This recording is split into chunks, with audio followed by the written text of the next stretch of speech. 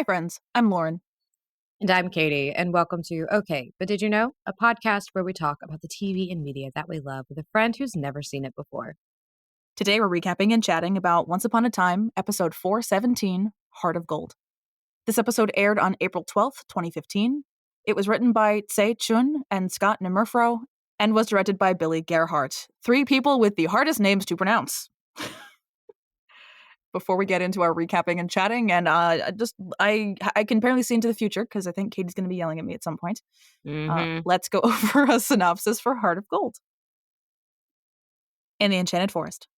When Nottingham knocks on Robin's tavern door, looking for the taxes that he's owed, Robin is in a bind.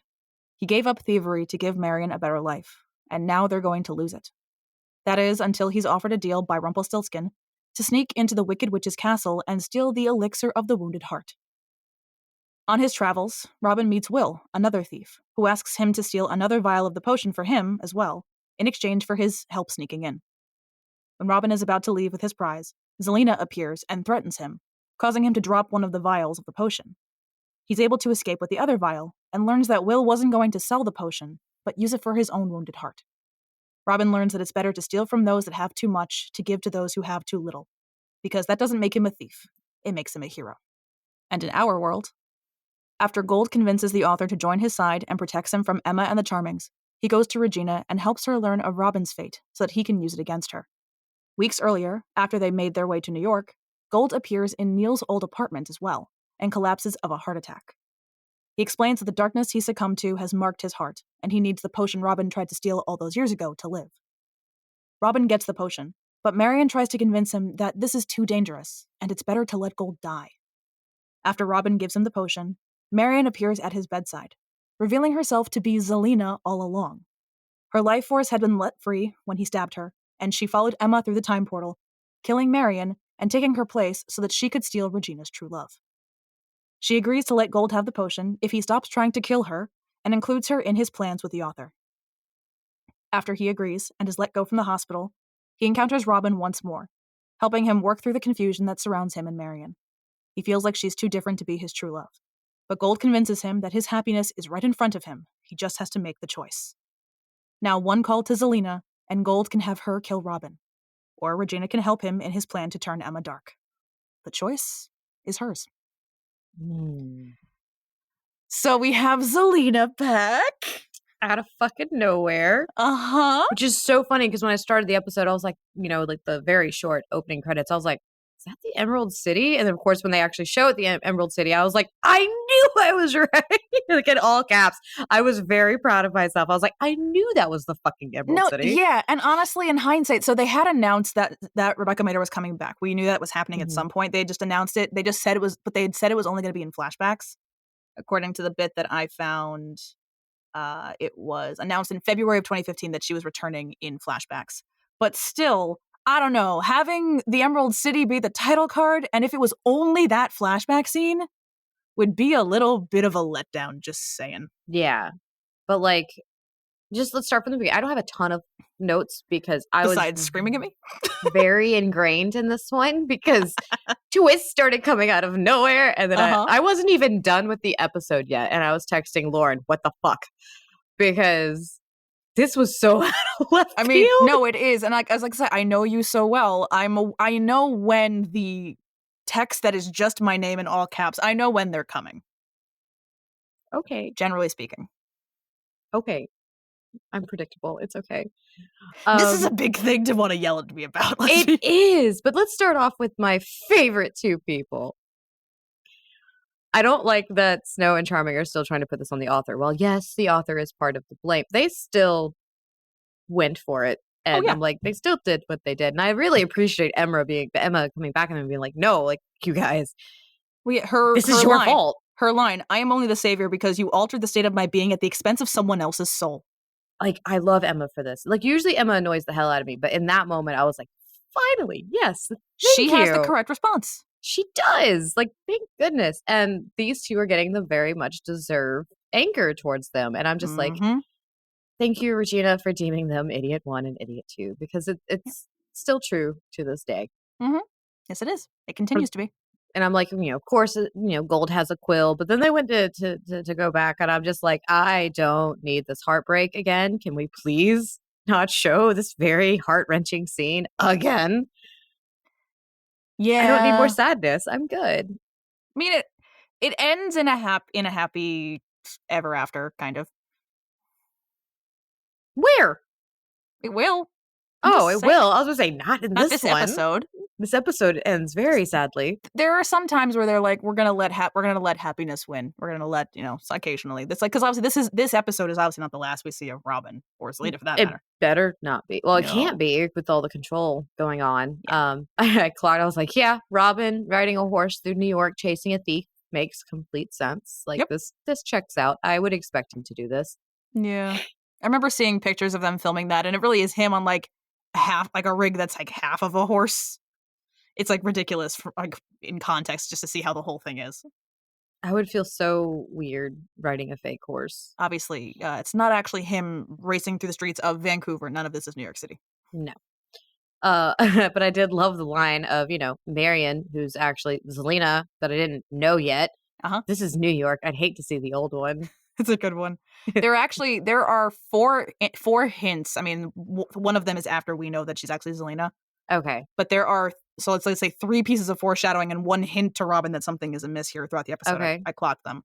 So the first one is Marion shouldn't know who Balefire is at all. She would have no context for him whatsoever. Okay. So her going like, oh, Balefire, Rumpelstiltskin's son, who lived here in the, like, she should have no knowledge of this. The second piece is Marion doesn't remember what she said to him on their first day as outlaws. She just says, I said so many things, and then they get interrupted. And the third piece is her suggesting that they let Rumpel die, and he goes, that's not the Marion I know. And then the fourth one that's after we find out that it's actually Zelina is, he says, you said something to me once that I should have taken to heart. Do you remember? She says, of course, but I want to hear you say it. Oh, God. She's really yes-anding her way through the situation. But also, who's paying the rent? Let's just assume that Neil made a lot of money and it's a very rent-controlled apartment. So the rent's not that bad. There's no way a New York City apartment's going to sit empty like that for that long. No. Someone's going to snag that. No. I very much had a moment, like a friend's moment of like, who can afford this? Who's doing this? No, just don't worry about it. Don't worry about it. It's not important. And then I had the fun moment. I'm like, ooh, the Dark One is facing consequences of his own actions. Mm-hmm. It was very, very nice. If it isn't the consequences of my own actions. But then it's just really funny as I'm going through this. And I go, yay, Zelina! Because like he's in Oz, like, all the stuff in the Emerald City and Oz and all that. And then I go, what is Marion doing? And then all I have after that is just, don't worry, it's non-drowsy. It's non-drowsy. Wow, that's the next note you have is the reveal? Is, oh shit, it's Zelina. Like, that's how ingrained I was in this. Don't worry. I'm just like, what's Marion doing? Yeah. And then I'm like, Zelina, what's Zelina doing here? Mm-hmm. Marion actually did die. What the fuck? So the Marion reveal was a massive fandom speculation. Most people had kind of figured that. That's what they figured they were going with this. I was in the minority that was like, that seems too obvious.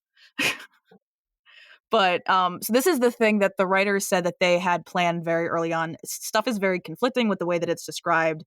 From the commentary from the premiere of season 4, Adam said that at the time of writing the premiere, they knew Marion was really Zelina. Oh. But not at the end of season 3. So it's a case of, so what I said, the whole thing I said was like, people say, oh, they knew this from the very beginning. Like, no, they knew from the beginning of this season, not the end of the last one.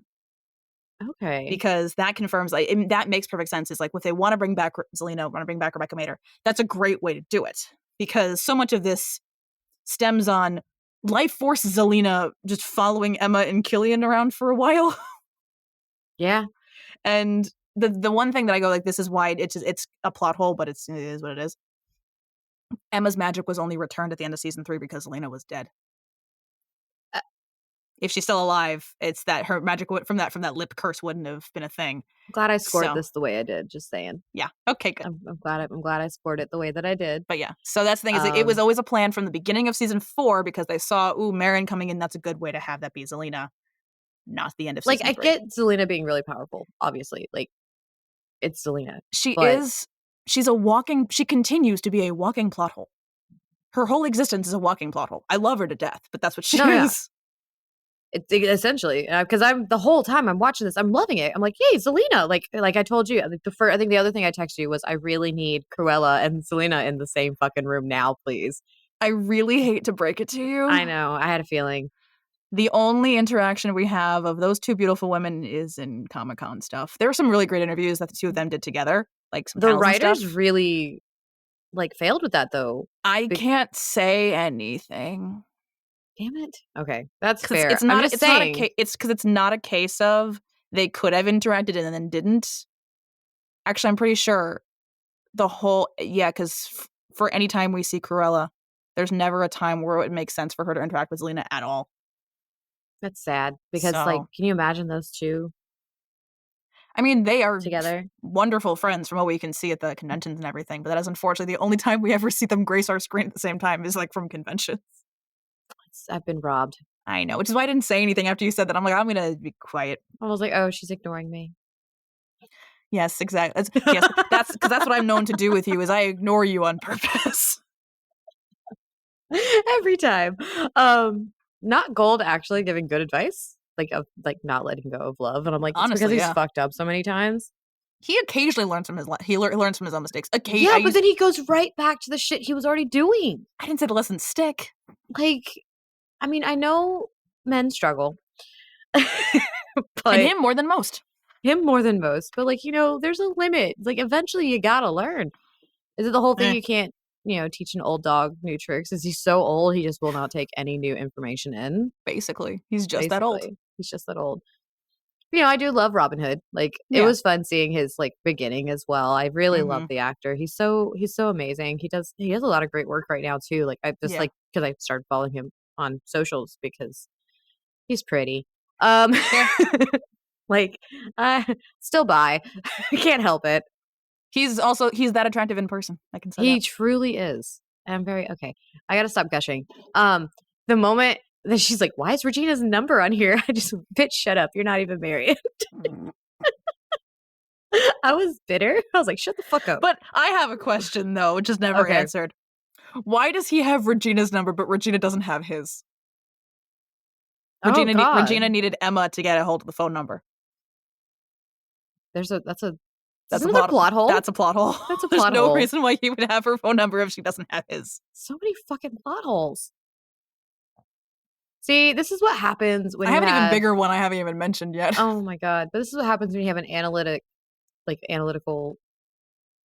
TV show, podcast, or movies, whatever media. Yeah, you find the plot holes because you're like, wait a minute, we've been discussing this in depth for 2 years. Yes. What the fuck? Jesus Christ! Yep, 2 years. Almost exactly. And then, of course, I had the moment of Zelina. Holy shit! Because she's just she's coming in with everything. She is bad. I mean, I would be too if my sister killed me and then, or not my sister. No, she didn't kill her. Regina didn't kill her. Gold did. Yeah. My bad. I'm tired. She just feels like Regina has everything she ever wanted, which is why she tries to steal her true love. Which is, gross. He kissed her sister. That's ew. I played the fifth. And I just go, Regina, burn everything to the ground, especially Gold. Her face. That's what that says. That's what that says. And then my last note is just, okay, let's fast forward a week now. Because what the fuck did I just watch? It's great. It's great. I enjoyed myself. But you're right. I'm just the whole time I'm like, this is so out of left field to just be like, okay, we finished with Zelina. She's dead. Let's go into these other really cool, badass women. And then it's like, oh, wait, Zelina's back. And I'm just like, it's only been how many episodes? Yeah, because we are about 5 or 6 episodes, 5-ish, 12, 13, 14, 15, 16. Yeah, so we're 5 episodes into this arc.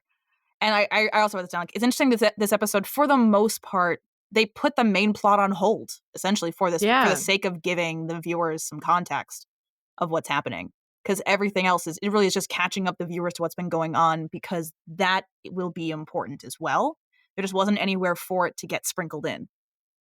But that makes sense. It's necessary, but it is very jarring as a plot device. It really is, because I had the thought of okay, why is Gold staying with, Ursula? My God. Sorry, my brain does that sometimes. No, yeah, it's fair. Yeah.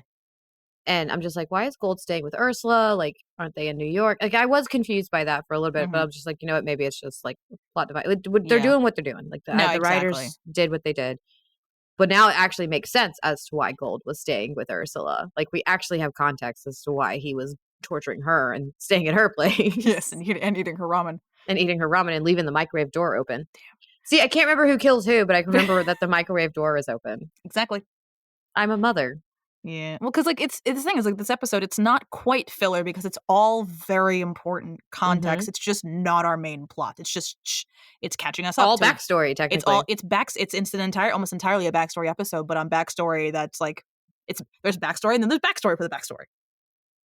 It's a lot of backstory. That's why the synopsis was in our world. I didn't just pick New York or Storybrooke because it had to encompass everything. But we got some fun facts for you in addition to I need 'em. some more stories because I have some fun. So I only grabbed one of the international titles because most of them were some similar thing of Heart of Gold, something like that. I just found this very funny. The Finnish episode title translated to Heartburn. I just thought that was funny. I mean, that makes sense. Yeah. According to the note that Regina has with Robin Hood's phone number on it, his phone number is 232-555-5152. It's always the fives. So is the 555s. This is an extremely fake number. This I had to look into extra to be on the safe side. 232 is not an area code that's associated with the United States. Oh. It is, in fact, an area code. It's the international code for Sierra Leone, which is in West Africa. Interesting. So they picked some real interesting numbers for that. Like, why would Robin Hood be in Sierra Leone? There's no reason for his phone number to be like that. No. They just picked some numbers. I don't know if maybe they didn't want to do a 212 because that is New York. I don't know. Mhm. Maybe they wanted to look at close enough. I don't know, but that's what we have. No, you know kids, they will call a phone number. Yeah. According to the sign, Walsh's furniture shop, The Wizard of Oak, is located in Brooklyn, which I find interesting that Emma went all the way there for a table considering she lives in Manhattan or lived in Manhattan. Mhm. That just seems excessive, but that's just me. Not everyone is as averse to going to different boroughs as some people are. Yeah, I think I didn't even know how far Yeah. everything was apart until you told me. Yeah. There's actually a photo of Emma on Walsh's desk. Oh, It's very fast. Like it's a blink and you miss it, but it is there. okay. Because figure like his undercoverness all got blown up within like the course of a couple of days, basically. Inside the drawer in his desk, there's a set of Mickey Mouse ears that are cast in steel. We've previously seen these in a box on the counter of Mr. Gold's pawn shop in the Snow Queen, so that was in 407. Interesting. I like them. More in continuity issues because they don't really, I guess no one plans what they put on these screens behind people. According to the heart monitor screen over his hospital bed, Mr. Gold's heart gives out at 14:33, so 2:33 in the afternoon.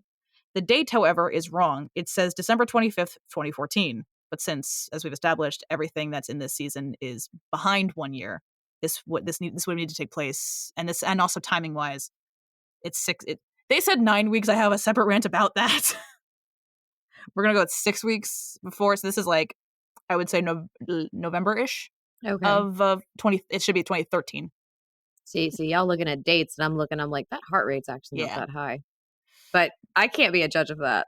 Yeah. Well, yeah, the heart rate was also that. Like at one point, like his heart rate, it did spike from 80 to 120 once Zelina became Zelina. I was like, okay, that's an accurate spike at least. But like the 180, I was like, I don't think the 180 is super accurate. No. I was like, that's like an average Tuesday. And then I had to tell myself, like, shut up, Katie. That's your average Tuesday. This is true.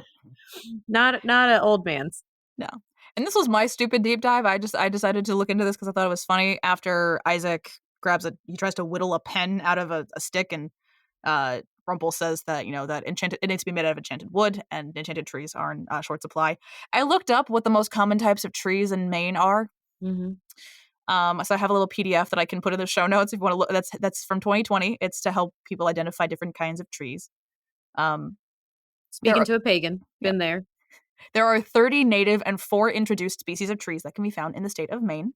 Ooh. The most common of which is the balsam fir, and that is commonly used in papermaking and lumber. That's what we mostly have here. Yeah. So I think it's similar here. It's mostly we have a lot of tree cutting. It's mostly conifers in Maine for the most part. So I thought that was fun. Because I love living here because you can go, when you go past some areas of trees, you can tell if they've been replanted Mm-hmm. because everything's in rows. Yeah. And this isn't so much a fun fact, this is something that I put down in my notes in 411 Okay. when Marion is talking to Regina and she's saying to her that, like, I'll step out of your way. Knowing that that is Zelina, Marion speaks to Regina about love is so much crueler, knowing it's so much crueler knowing what's going to happen, because she vows that she'll step out of the way, giving Regina false hope. Because this is something that, so they're going to go back to Storybrooke. This is obviously Of that's course. what's going to happen here.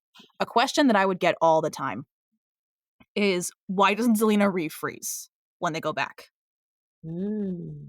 That's the wrong. People are focusing on the wrong thing. They're not. What they're asking, why doesn't she refreeze? They don't ask why. Why did she refreeze the second time? That is Zelina manipulating things. So coming back in, she wouldn't Oh. refreeze because that the one that forces them to leave isn't a real freezing curse. Yeah. Because my thing of, like, she's saying that she's gonna step out of the way if Robin chooses her. That's Zelina intentionally not stepping, knowing she's never gonna let him go. Basically, she intentionally does not step out of the way. She causes that facade of the fake heart, of the fake freezing curse, so that they leave. Which is why she does not refreeze when they come back, because the second one wasn't real. I just have the Agatha All Along theme song in my head.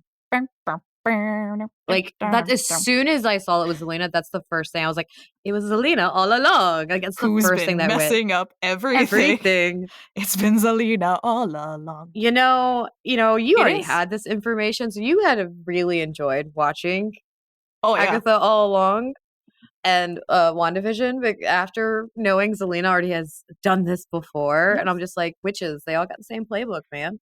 They really do. But I'm loving it. Like, Yeah. I'll do this like before Zelina walked so Agatha could fly. No, that's exactly it. Zelina walked so Agatha could run. Yeah. No, fly. Fly. Oh, She yes. flies. Yes. She flies. Yes. She's a witch. She fly.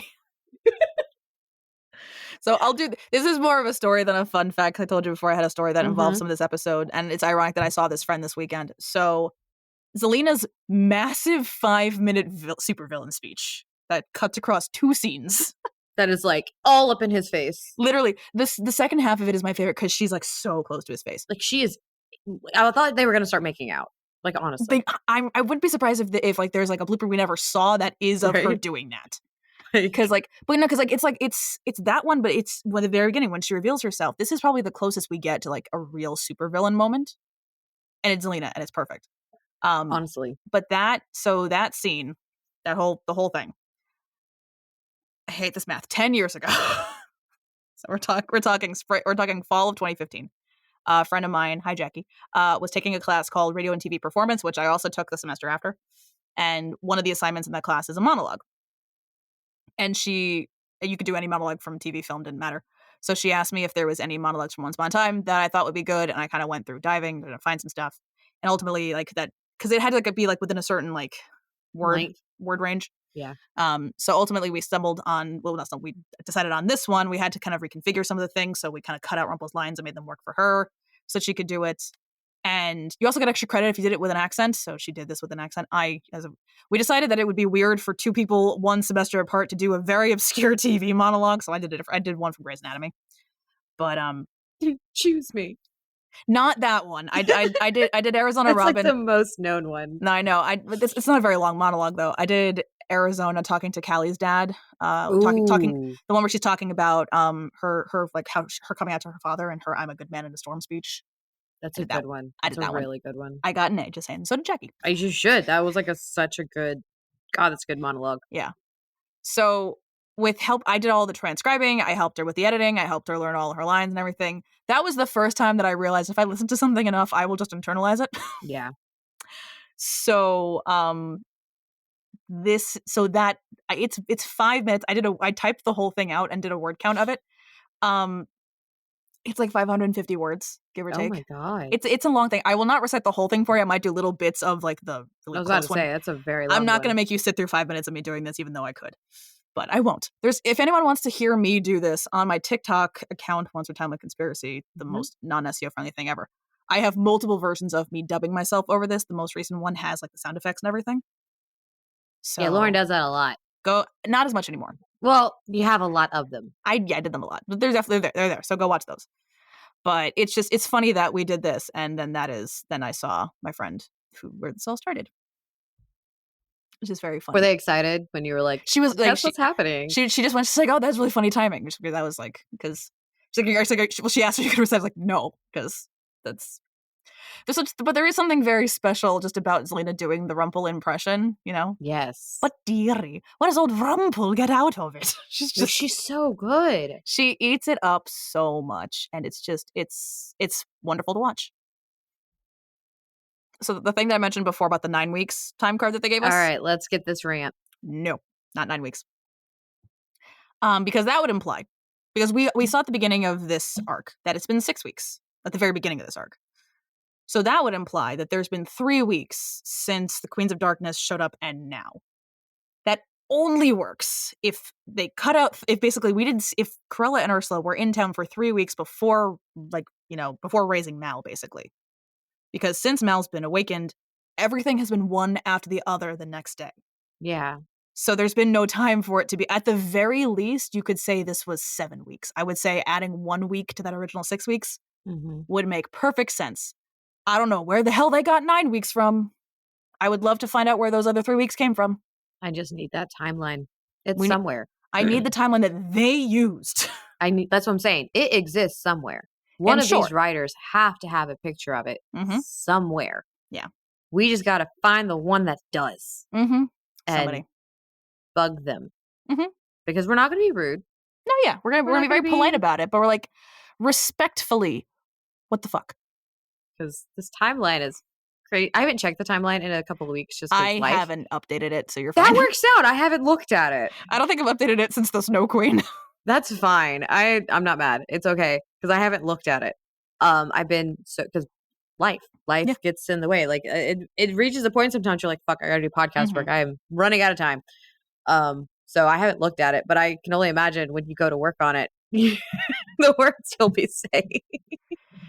Right? Like it's like, where the fuck did this come from? Why? It's a lot of expletives, a lot of stuff that is not safe for Disney. It sounds like you're just gonna need some appendices to your timeline. Well, like when I think on a second rewatch, I had to edit it because I had put like different episodes in order. It was like the order of episodes that kind of surround the Doctor and Zelina and how because that timing works. Because we know there's that line that Jefferson says about the slippers. That means that episode has to go into a certain spot. And it's just sometimes it's these one-off lines that we notice because we're watching these like way closer. Well, it's like fun because like we watch these way closer than the people that created them. That's just a fact. Because I remember there was Anne Hathaway did one of like those things that they make you like watch clips from like your old projects, and she said she was like just like sat watching like I think it was either Princess Diaries or Devil Wears Prada, and she went one of those, and she said she's like, I promise you have all seen this more recently than I have. Well, that's like anybody who has like started the podcast now. I don't remember those first 100 episodes. No, well, like truthfully though, someone was texting me the other day while they're listening to like last week's episode, and I was like, I believe that I said that. Yep. Like I haven't listened to it. It's been 3 months since I said it, but I believe you. Because like I used to listen to like our episodes as they come out, and then I just get sucked into other podcasts and I get sucked into other projects, and I don't listen to our podcasts. I did listen to most of today's episode. I haven't listened. I listen from time to time, just for a little check and be like, did I do good on this one? But usually when I'm in the car, or if I know it's a really good episode of like our ones, I'll watch. But I'm not. I'm telling you, there are episodes that we have recorded that I'm just like, did we did that? Did we do that? Yeah, we did that. Like that's a thing we did. It's been like you're thinking we've been doing this for almost 2 years, so that's a lot of talking. Yes, it is. It's a lot. Oh my god, how many hours have we talked? I'm not doing that math. No, Spotify doesn't do that for us. Spotify, that's something we don't mind you guys putting on our stuff. That's okay. I will again say this. This is a stat that I want that they still don't give us for some reason. I would like to be able to have an episode, like every episode, played by day breakdown. That'd be great. Because that would give me trends. Because like seeing what the top 3 that were played that day doesn't tell me anything. I want to be able to see if like out of nowhere someone has started listening to us from the beginning, because out of nowhere I see like a bunch of plays on 13579. Like I want to know. Oh, I see what you guys are doing. Oh yeah, it'll change. It'll change when we move from Bob's. I know. It's okay. It'll be fine. But actually, we're very close to 10,000 plays. Holy shit. Very close. We're like 99 something. My God. Mm-hmm. That is such a big deal. Oh my Yeah. goodness. Oh, we should put out a pride post. We're both gay. Yeah. I'm sorry. That was such a random thought. Which will make no sense to anyone listening to this in August. Sorry. For us, it's like June 2nd. It's the first day of Pride, and the clip that I put out today was about Hans Christian Andersen being closeted. That was such a good fucking clip. It wasn't intentional, but it was a great clip. It was so good. Sometimes we're really funny. And it was when I still had my rainbow blanket up. Oh yeah, you don't have the rainbow blanket. What are you doing? Where's the rainbow blanket? Well, I took it down because this is better for sound dampening. Fine. The rainbow blanket has holes in it because it's knitted. We'll just get you a flag in there. That's what I need. Well, you can put it on like the pants hanger. So there you go. Which again, this makes no sense for anyone that doesn't watch our clips. I record in my closet. How gay of you. It's been the irony that I record our podcast or gay audiobooks in a closet has been pointed out to me by no less than 10 people, okay? I'm well aware. I am fully aware. This is why the door is open. The closet door is open. You're like, I'm closeted, but only a little. It's like when I first came out and I called myself the 10th of a lesbian. When you still thought you were bi?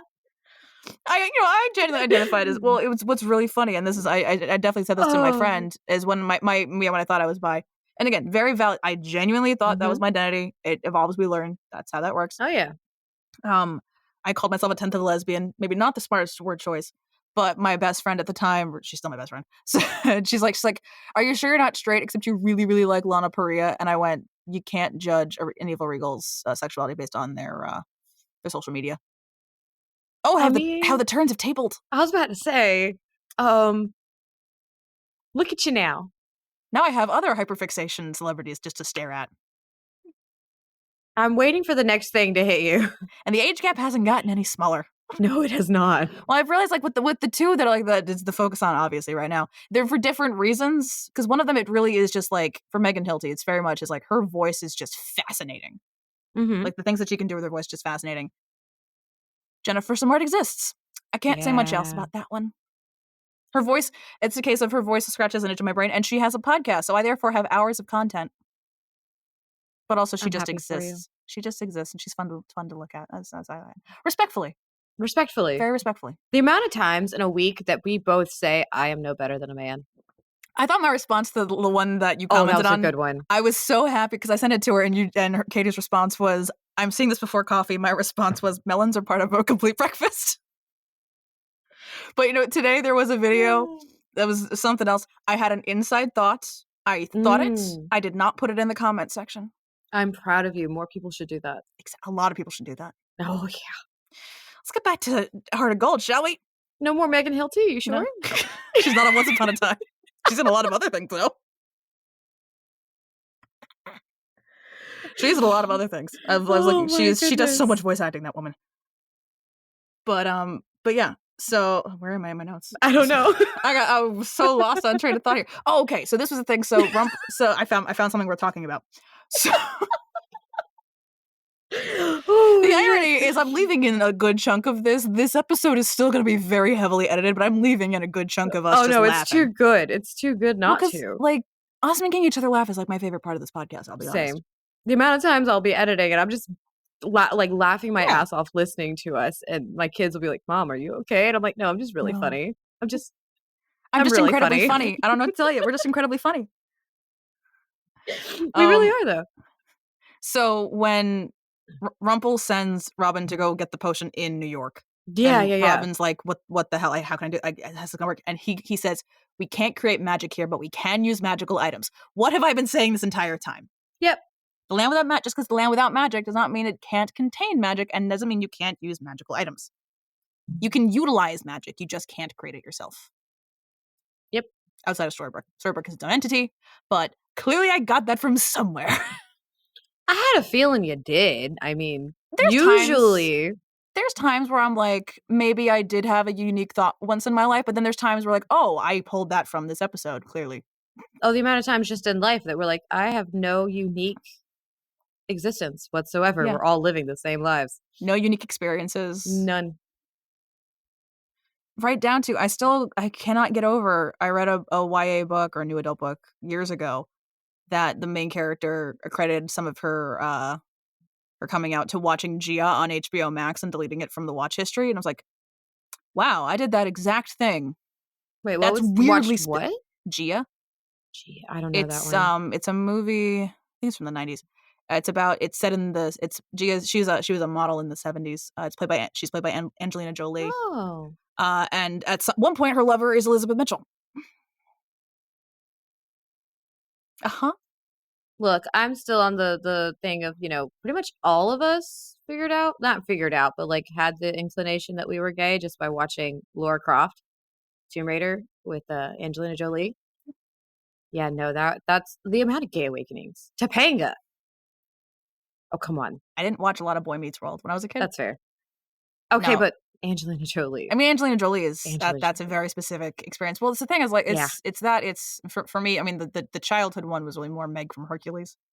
Oh God, yes, and Shigo. Yes, and Shigo. Oh, Shigo. That's also where the voice thing I think for me started, because for both of them, it also just their voices just like were very unique.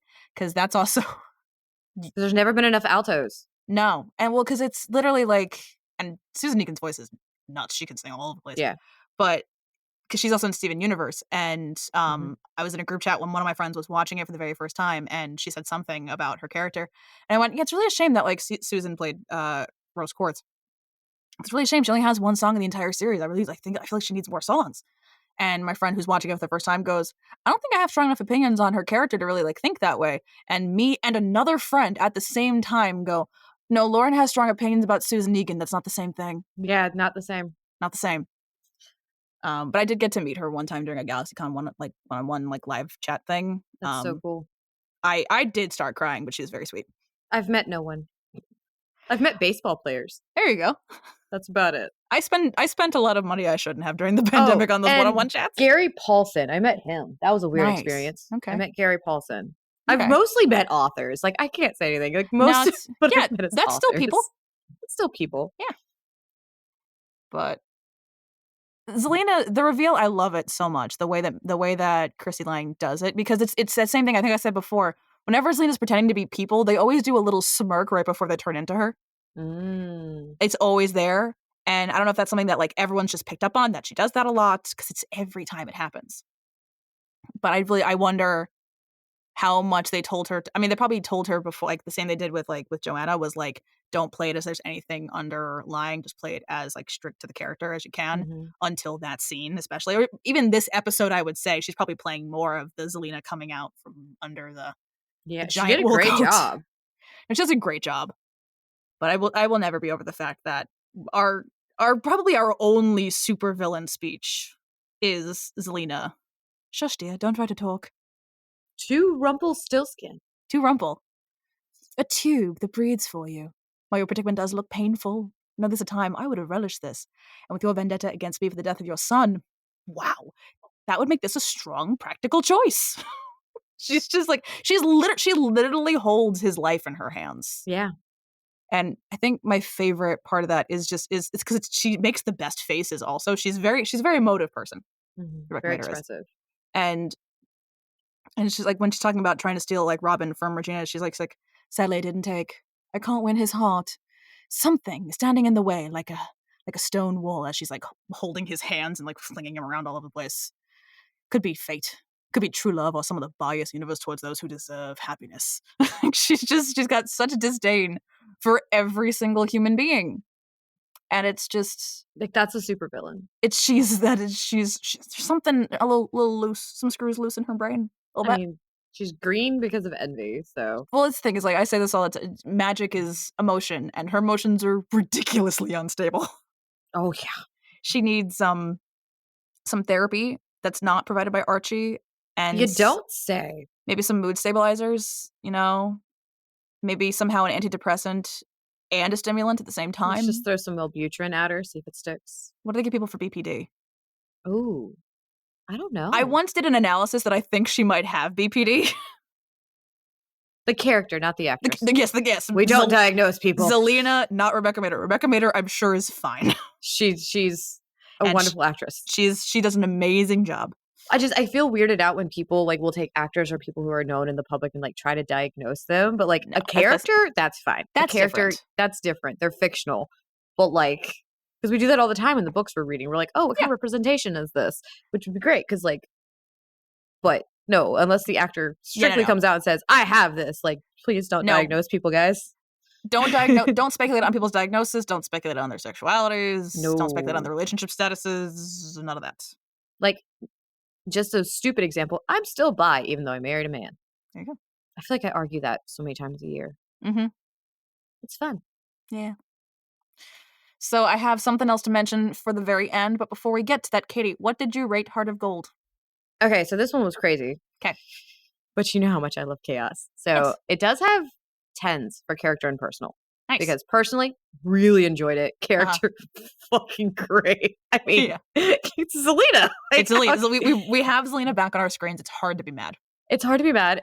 Gold is somehow getting consequences to his own actions, which of course makes me happy. Robin's on the screen, so I'm enjoying that. Like, it's a lot of good aspects. But plot only got 8 because, as you've pointed out, like, I guess I did finally pick up on things. Because, like, plot-wise, I went to explore and I was like, I don't know why it's an 8, but it's an 8. Yeah. And after talking, I'm like, okay, this is why. I just didn't have the words. So it's a 28. Because the plot there's some things that don't, I was like, what? Doesn't add up. Doesn't add up. Like, what do you mean? I don't add up. So I also gave it an 8 for plot as well as an 8 for character. Same reason. It is necessary to catch us up. It's very jarring with the way that they do it. I agree. There's no other way to really bring this story into the rest of the season. It is what it is, but still 8 for plot and 8 for character for Zelina being a plot hole. I love her dearly, but she is a plot hole. She is a plot hole, and for a reason that I'll mention after I'm done with my stats. But I gave it a 10 for personal, so this gets a 26. Like, this is just it's fun from beginning to end. I put it off for so long mainly because I knew that it would take me a while because I knew I would want to stop and look things up all the time, as is me. With some episodes, I feel like doing that. With this episode, like, this is one where it's like there's things I remember, so I had to find them. But yeah. So small detail, still hate it. Robin, when Marion says that, if Rumpelstiltskin ever finds you again because you went back on their deal, he's going to kill you on sight. And Robin says, well, then the next time I see him, maybe he won't know who I am. Then he pulls out the 6-leaf clover from Oz, a very effective glamour spell, essentially giving us a reason why he looks different in season 2, which on its own would be fine if they hadn't had Belle recognize him in season 3. So they could have gotten away with that and messed it up. Basically, yes. If they had left this out or left out Belle recognizing him, then either would work just fine. But because both exist in this show, in this universe, it lost another character point. Fuck, guys. Like, pay attention. Do they watch their own show? No. No, apparently not. We don't even listen to our own podcast. So, I mean, it's accurate. It's accurate. Now we know how exhausting it is to go back. Let me watch this whole thing. Like, let me go back and figure out what the fuck I put in this. You'd think, like, with a team of writers, someone would remember, oh, wait, we put this in.